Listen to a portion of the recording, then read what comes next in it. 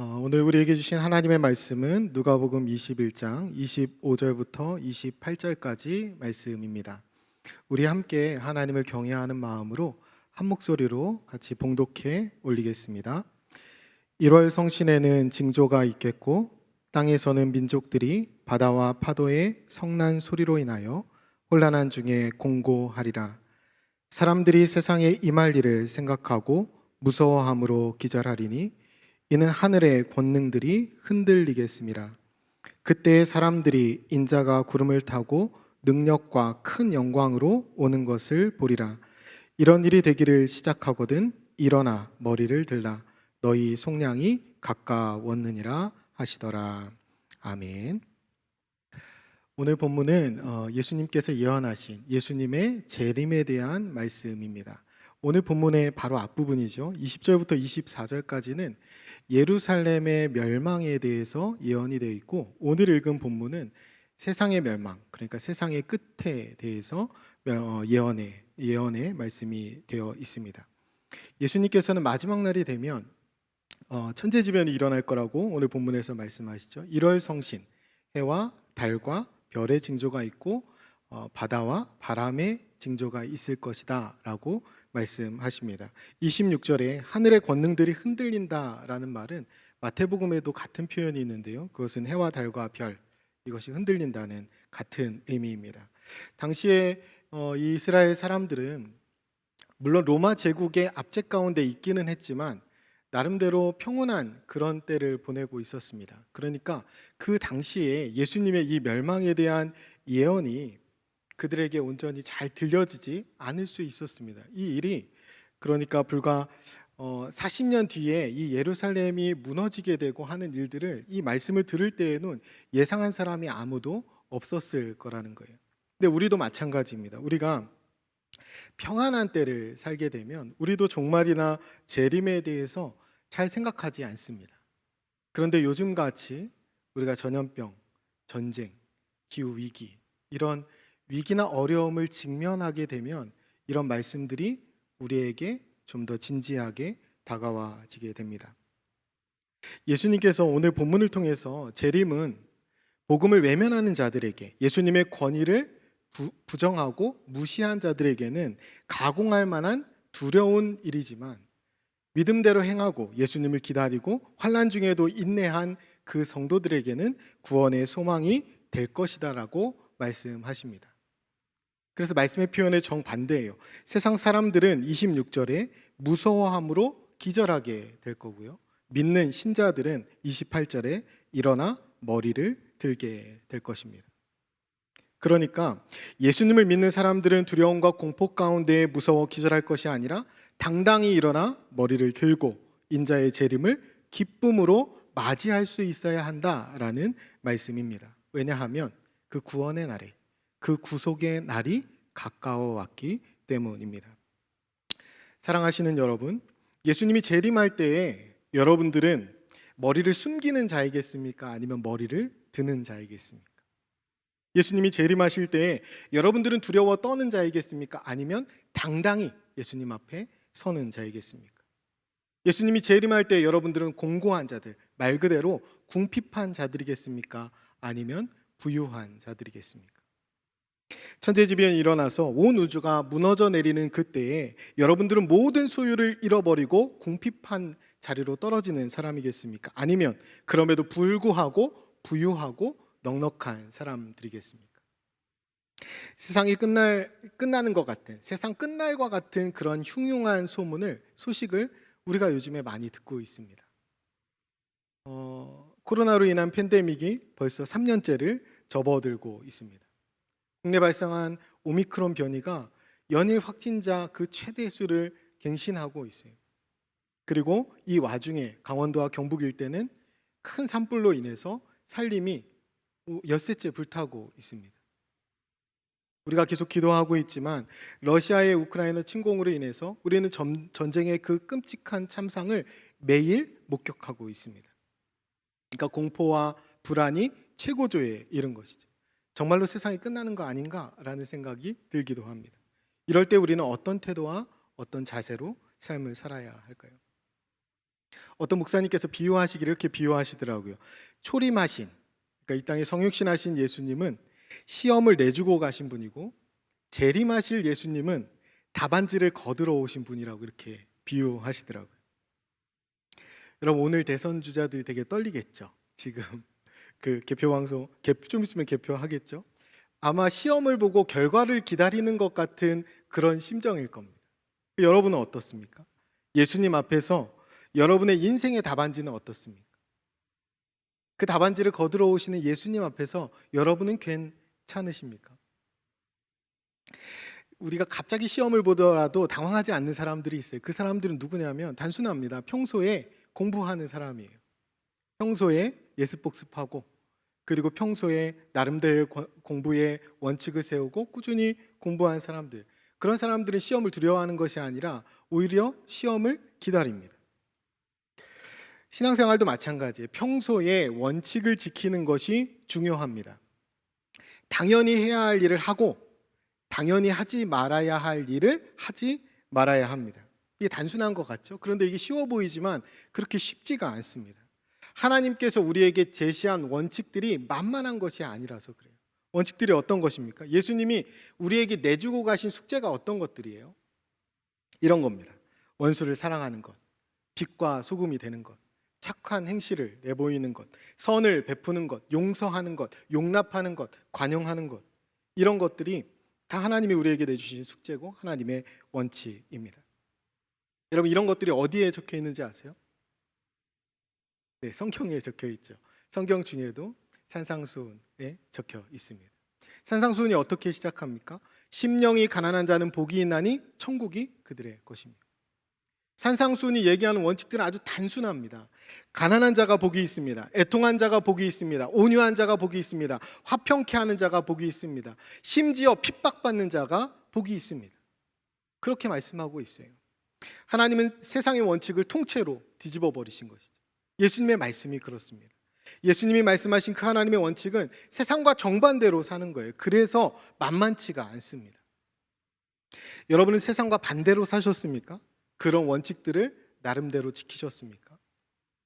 그렇지 않다면 세상 사람들이 다 머리를 숨길 때 우리만 머리를 들어야 된 이유가 뭡니까? 하나님 잘 믿고 내가 세상에서 잘 살아야지, 이렇게 생각하고 살았다면 좀 반대예요. 하나님 앞에 애통하고 기도는 하는데 그 또한 내가 세상에서 누리지 못하는 것 때문에 애통하고 기도하고 있다면 그건 전혀 다른 부분입니다. 남보다 더 가지지 못해서, 남보다 더 누리지 못해서 그래서 애통한 적은 없는지, 그런 말씀을 하는 것은 아니거든요. 오늘 우리가 이 저녁에 예배의 자리에 앉아 있는데 그 이유가 무엇입니까? 온유한 마음, 청결한 마음, 긍휼히 여기는 마음, 용서하는 마음, 그런 마음들을 얻고 싶으셔서 이 자리에 앉아 계신 것이 맞습니까? 하나님의 원칙은 하나님을 잘 믿고 섬기면 세상에서 잘 먹고 잘 산다는 그런 논리가 아니에요. 세상에서 통용되는 그 원칙을 다 뒤엎어 버리신 겁니다. 세상의 원칙을 뒤집어 엎어 버리셨기 때문에 세상 기득권자들로부터 표적이 되신 거예요. 만약에 예수님이 세상에서 야합하고 사셨다면 그분이 핍박받고 비방받고 또 공격받을 이유가 하나도 없습니다. 누가복음 2장에 시므온이 아기 예수님을 보고 예언한 말씀이 기록되어 있어요. 누가복음 2장 34절인데 그걸 뭐라고 기록하냐면 비방을 받는 표적이 되기 위하여 세움을 받았다라고 예언합니다. 비방을 받는 표적. 원어로는 세메이온 안틸레곤인데요. 이거는 모순의 표적입니다. 새 한글 성경에는 이렇게 번역했어요. 거부당하는 징표. 그러니까 세상이 볼 때 모순 그 자체의 삶을 사신 분이 예수님이신 거예요. 그 예수님이 세상에서 거부당하셨습니다. 그분은 죽기까지, 십자가에 죽기까지 하나님이 주신 그 원칙들을 붙들고 사셨기 때문에 이런 삶을 사셨던 거예요. 그분이 붙들었던 원칙, 빌립보서 2장 5절 이하에 잘 나와 있습니다. 하나님과 본체셨지만 하나님과 동등됨을 취하지 않으시고 오직 자기를 비워서 종처럼 사셨습니다. 누구보다도 높은 분이신데 가장 낮은 곳에 비천한 삶을 사셨어요. 왕인데 종의 모습으로 사신 것입니다. 살기 위해서는 십자가 앞에서 변명해야 맞는데, 십자가 앞에서 도망가야 맞는데, 도리어 많은 사람을 살리기 위해 십자가를 묵묵히 지고 죽으셨습니다. 자기를 죽이는 자들을 향해서 욕을 하거나 원망해야 하는데 도리어 용서의 기도를 올리셨습니다. 그렇기 때문에 그때 비로소 세상이 그분이 하나님의 아들인 것을 알아보았습니다. 세상과 달랐기 때문에 그렇습니다. 세상 사람들이 보기에는 전부 다 모순이에요. 하나도 맞는 게 없어요. 세상 사람들이 볼 때는 세상다운 모습이 하나도 없는 겁니다. 그게 예수님의 모습이에요. 그런데 그것이 하나님의 아들다운 모습이었다라는 거예요. 죄로 뒤집어진 세상 가운데 오셔서 하나님의 순리가 무엇인지 보여주신 것입니다. 그리고 그것을 십자가를 향해서 그대로 삶으로 살아내셨습니다. 우리는 이 예수님이 보여주신 그 순리를 따라가고 있는지, 하나님의 순리를 따라 살아가고 있는지, 우리는 이 예수님의 십자가를 따라서 그분의 말씀을 얼마나 순명하고 있는지 돌아봐야 합니다. 죄로 뒤집어버린, 진짜로 모순 가운데 살고 있는 세상 사람들, 그들을 다시 뒤집어주기 위해서 우리가 세상 가운데 하나님의 원칙을 얼마나 지키고 살아가고 있는지, 우리가 세상 가운데에서 하나님의 아들, 딸답게 어떻게, 얼마나 살아가고 있는지 우리는 돌아볼 수 있어야 합니다. 그저 세상 사람들보다 더 잘 살고 싶어서, 아니면 남부럽지 않게 살고 싶어서, 번듯하게 살고 싶어서, 더 많이 갖고 싶어서, 더 오래 살고 싶어서 그런 것은 아니지, 그렇게 안 달래고 있는 것은 아닌지 우리 스스로를 돌아볼 수 있어야 합니다. 교회 밖에서는, 교회 밖으로 나가서는 세상 사람과 하나도 다름없는 세상의 가치를 그대로 붙들고 내 방식으로 살고 있는 것은 아닌지 우리가 돌아봐야 하는 거예요. 하나님의 원칙을 지키는 것이 중요합니다. 그분의 말씀을 지키는 것이 중요합니다. 말씀이 정한 대로 그 궤도를 벗어나지 않는 것이 중요해요. 그러기 위해서 꼭 필요한 것이 무엇이냐면 말씀을 왜곡하거나 축소하지 않는 것입니다. 조금만 벗어나도 기차는 결국 궤도를 이탈하게 돼 있어요. 우리가 말씀을 벗어나는 것은 그 작은 타협 때문에 말씀을 벗어나게 되는 것입니다.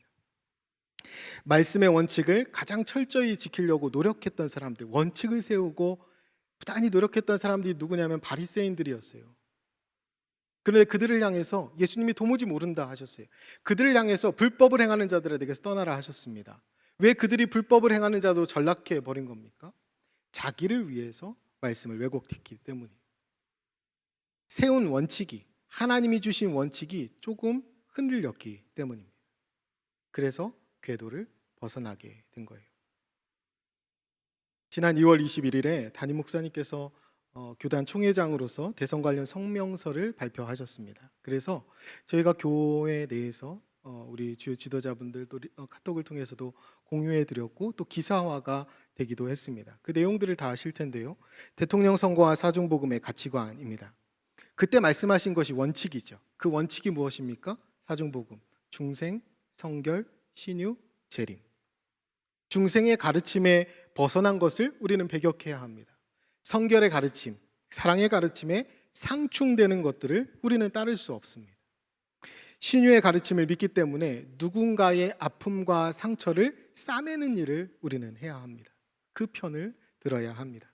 재림을 믿기 때문에 소망과 경각심을 가지고 공의를 실천하는 삶을 살아가야 하는 거예요. 중생, 성결, 신유, 재림, 이 원칙에 완벽하게 딱 들어맞는 대통령 후보자는 아마 없으셨을 겁니다. 근데 제가 궁금한 것은 이 원칙을 생각하고 투표하셨나? 이 원칙이 우선되었나? 이 원칙과 가치에 따라서 경중을 비교하셨냐 하는 것입니다. 이 복음의 원칙들을, 하나님의 원칙들을 생각도 안 하신 거 아닙니까? 세상의 가치가 우선한 거 아닙니까? 아니면 원칙이 조금 흔들렸던 거 아닙니까? 아니면 이거 하나님의 원칙과 맞지 않는데 내가 애써 모른 척한 것은 없습니까?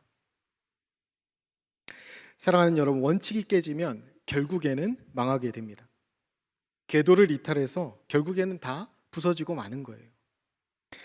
여러분, 삼손을 잘 아실 텐데요. 그는 이스라엘의 사사였고 나실인이었습니다. 여러분, 그가 단순히 머리를 깎아서 힘을 잃은 게 아니에요. 그가 나실인이었습니다. 그가 원칙을 깨고 하나님이 정하신 궤도를 벗어났기 때문에 그렇게 된 것입니다. 나시린의 원칙이 무엇입니까? 나시린은 시체를 가까이 하면 안 됩니다. 술을 가까이 하면 안 됩니다. 머리에 삭도를 대면 안 돼. 머리를 깎으면 안 됩니다. 그런데 이 원칙들을, 이게 하나님이 정해주신 원칙이거든요. 근데 이 원칙들을 삼손이 하나씩 하나씩 다 깨뜨립니다. 그렇게 궤도를 이탈하게 되는 거예요. 그러니까 어떻게 됩니까? 신적인 힘을 다 잃어버리고 두 눈이 뽑히고 억지로 맷돌을 돌리는 신세로 전락하게 됩니다. 적들이 두 눈을 뽑아버리고 놋줄로 묶어서 맷돌을 돌리도록 해요. 이 장면을 생각하면 참 섬뜩한데요. 하나님의 정하신 그 원칙대로 살고 하나님이 정하신 그 궤도를 벗어난 삼손이 어떻게 되냐면 세상 사람들이 정한 그 궤도를 억지로 수없이 끊임없이 돌고 있는 것입니다. 어쩌면 세상에 눈이 멀어서 세상이 정한 궤도를 무한 반복하고 있는 우리가 이런 힘을 잃은 삼손의 모습이 아닐지 돌아볼 수 있어야 합니다.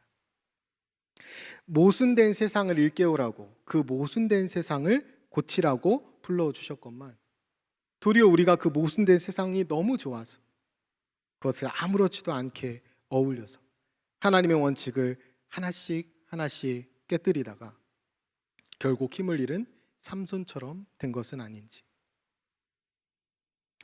사랑하는 여러분, 종말의 때에, 주님이 다시 오실 때에 우리가 다 머리를 들 수 있는 그런 신자가 되는 길은 딱 하나밖에 없습니다. 오직 예수 그리스도를 따라 원칙에 충실한 삶을 사는 것입니다. 하나님이 주신 말씀, 그 원칙에 따라 살아간 사람만 마지막 날에 주님 앞에서 머리를 들 수 있는 것입니다. 예수 그리스도의 십자가, 그 십자가가 보여주신 대로 내 몫의 십자가를 지고 예수 그리스도의 가치의 방식을 따라 예수 그리스도의 십자가를 따라가는 사람, 그 사람만, 그래서 하나님께서 정하신 그 궤도를 이탈하지 않는 그 사람만 마지막 날에 하나님 앞에서 일어나 머리를 들게 될 것입니다. 이런 매일매일 묵상하는 말씀 가운데에서 우리가 신자다운 원칙을 세워가며 그 원칙을 지켜 나아가는 것이 중요합니다. 우리가 요즘 야고보서를 묵상하고 있습니다. 야고보서가 끊임없이 우리에게 외치고 있지 않습니까? 세상에 속지 말라. 스스로를 속이지 말라. 믿음 있는 척 속이지 말고 그 믿음을 행함으로 증명하라. 속이는 삶을 살지 말라고. 그렇게 우리에게 계속 외치고 있습니다. 우리가 세상과 다른 하나님의 원칙을 붙잡고 살아가는 하나님의 참된 그리스도인이 되었으면 좋겠습니다. 그날에 우리는 공고하지 않을 것입니다. 그날에 우리는 두려워하지 않을 것입니다. 그날에 우리는 머리를 들고 기뻐하게 될 것입니다.